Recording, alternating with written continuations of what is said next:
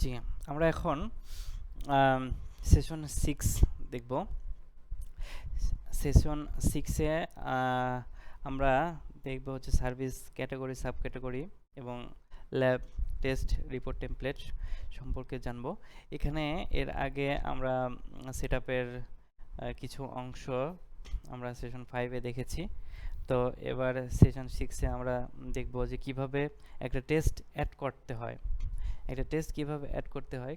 এখানে দেখেন সফটওয়্যারে সার্ভিস ক্যাটাগরি যেটা, আপনার সার্ভিস ক্যাটাগরি একবার সেভ করা থাকলেই হবে। যেমন প্যাথোলজি, হ্যাঁ, রেডিওলজি, আলট্রা সোনোগ্রাফি, এগুলো দেয়াই থাকবে। এগুলা এগুলা অ্যাড করতে হবে না, এগুলো দেয়াই থাকবে। তো আমি একটা প্যাথোলজির মধ্যে একটা টেস্ট আমি অ্যাড করতে যাচ্ছি। এই যে প্যাথোলজি দেখতে পাচ্ছেন, এই প্যাথোলজির মধ্যে একটা টেস্ট আমি অ্যাড করতে যাচ্ছি, মানে সার্ভিস। যে সার্ভিসটা আমি অ্যাড অপশনে যাব। দেখেন এখানে যেগুলো অ্যাড করা আছে, এই যে দেখতে পাচ্ছেন যে টেস্টের নামগুলো, যেগুলো টেস্টের নামগুলো আছে সেগুলো সার্ভিস সাব ক্যাটাগরি। তো সার্ভিস সাব ক্যাটাগরিতে আমি অ্যাডে যাব। অ্যাডে যাওয়ার পরে আমি ওই যে প্যাথোলজির মধ্যে আমি একটা টেস্ট অ্যাড করব। তো এখানে টেস্ট যদি অ্যাড করি তাহলে একটা সিম্পল ইউরিন আরি নামের একটা টেস্ট আমি এখানে অ্যাড করে দিয়েছি। এখানে দেখেন সেভ অপশন দিব। সেভ দেওয়ার পরেই কিন্তু আমার এখানে সার্ভিস যে ক্যাটাগরি আছে সেটা অ্যাড হয়ে গেল। দেখেন যেটা অ্যাড হয়েছে সেটা এখানে সার্চ করলেই আসবে। ইউরিন, দেখেন প্যাথোলজির মধ্যে ইউরিন আরি আর দুইটা স্টার সিম্বল আমি দিয়েছি এটা বোঝার ক্ষেত্রে। তো দেখেন এখানে অ্যাড কিন্তু হয়ে গেছে অটোমেটিক্যালি। তো এভাবে আপনি চাইলে আপনার সকল টেস্ট এখানে অ্যাড করতে পারবেন, এডিট করতে পারবেন। তো এটা হলো আপনার সফটওয়্যারে একটা টেস্ট অ্যাড করলেন। এবার প্রাইস কিভাবে অ্যাড করবেন।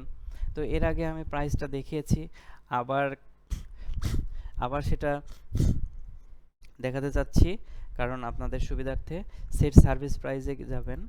সেলে গেলে সেট সার্ভিস প্রাইসটা পাওয়া যাবে। সেট সার্ভিস প্রাইসে গেলে এখান থেকে দেখেন যে ওই যে প্যাথোলজি যেটা, ওই প্যাথোলজির মধ্যে আমি যেটা সেভ করছি, দেখেন যেটা সেট করছি সেটা হচ্ছে দেখেন ইউরিন আরি, যেটা বোঝার ক্ষেত্রে যে এটার প্রাইস আমি অ্যাড করব। দেখেন এখানে সরাসরি বসে গেল। এখানে বসে যাওয়ার পরে প্রাইস আমার যেটা থাকবে সেটা দিতে হবে। তো এরপরে যেহেতু এটা প্যাথোলজির মধ্যে, সেহেতু এটা ইউনিট বেস হবে। রেজাল্ট টাইপ এমএল হবে, এমএল। তার রেজাল্ট নর্মাল ভ্যালু, যেটা থাকবে যেটা আমি একটা এমনিতে ডিফল্ট দিলাম। তো সাবমিট দিলে যে টেস্টটা আমি অ্যাড করলাম, সে প্রাইস অ্যাড করলাম, সেই টেস্টটা আমি এখন সেল করতে পারি কিনা দেখি, এখানে আমার আসে কিনা। এই যে অ্যাড সেলে এখন যাব। অ্যাড সেলে যাওয়ার পরে দেখেন আমি যেটা অ্যাড করছি সেটা চলে আসবে। দেখেন আমি ইউরিন দিয়ে, দেখেন ইউরিন আরি আর ওই যে স্টার দিয়েছিলাম এবং প্রাইসটাও দিয়েছি 300 টাকা, দেখেন এটা চলে আসছে। আপনি এভাবে একটা টেস্ট অ্যাড করতে পারবেন এবং প্রাইস অ্যাড করতে পারবেন, সেটা সেলও করতে পারবেন। তো আমি সেটআপের যেটা সার্ভিস ক্যাটাগরি, সাব ক্যাটাগরি দেখালাম। এবার ল্যাব টেস্ট রিপোর্ট টেমপ্লেট, আপনার এই অপশনে দেখেন আমাদের কিছু ডিফল্ট টেমপ্লেট দেয়া আছে।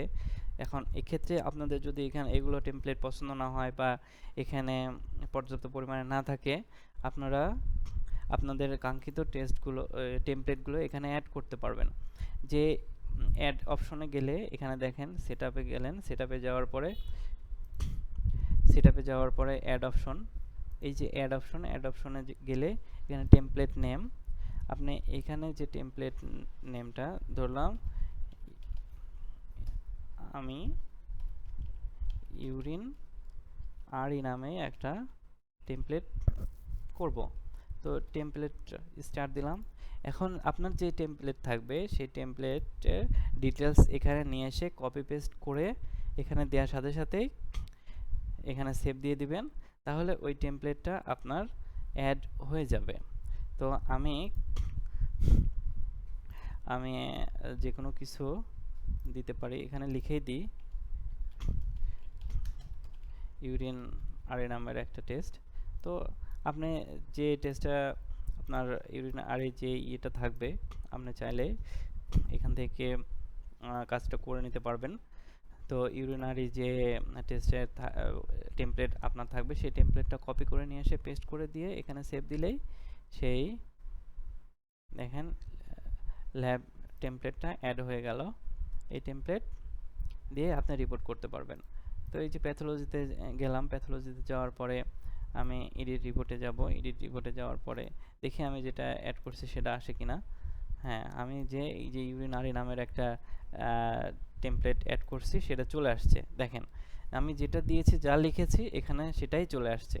আমি যদি এখানে সেভ দিই সেই রিপোর্টটাই হবে, ঠিক আছে, সেই রিপোর্টটাই হবে এবং সেই রিপোর্টটাই বের হবে। দেখেন আমি যে যে রিপোর্টটা দিয়েছি ইউরিনারি নামের সেই রিপোর্টটাই বের হবে।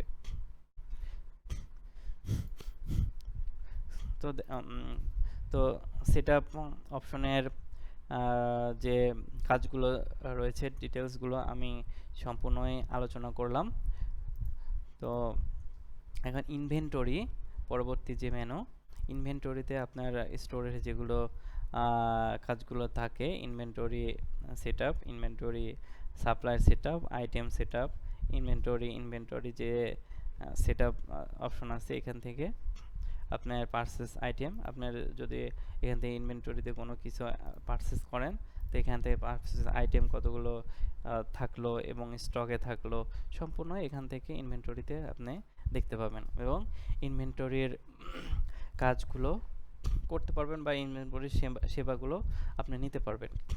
তো এই ছিল আমাদের সফটওয়্যারের ফুল ট্রেনিং। তো ধন্যবাদ আমাদের ট্রেনিংয়ের সাথে থাকার জন্য। আর যদি কোনো কোশ্চেন থাকে তাহলে আমাদেরকে অবশ্যই জানাবেন, বা কোনো জানার থাকলে অবশ্যই জানাবেন। ধন্যবাদ আমাদের পুরো ট্রেনিংয়ের সাথে থাকার জন্য। আসসালামু আলাইকুম।